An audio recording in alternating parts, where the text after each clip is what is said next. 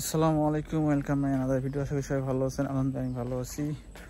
তো মনমতি আসলে ভালো না, এই জন্য আসলে ইদানিং ভিডিও করা হচ্ছে না।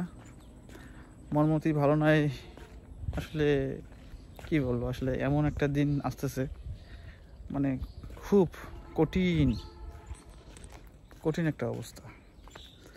নাই চাকরি, নাই কোনো জব, নাই কোনো ইনকাম, শুধু ব্যয় ব্যয় ব্যয়। ঠিক আছে, তো এই ব্যয় থাকলে কীভাবে চলবে সংসার? কোন তো না আছে সোশ্যাল মিডিয়া থেকে কোনো ইনকাম, না আছে কোনো ব্যবসা প্রতিষ্ঠান, না আছে কোনো চাকরি। তো এইভাবে থাকলে দিন যাবে আর কয়দিন পর্যন্ত। তো এই জন্য আসলে খুব চিন্তায় আছি যে সামনে কোনো একটা যে জব পাইতাম।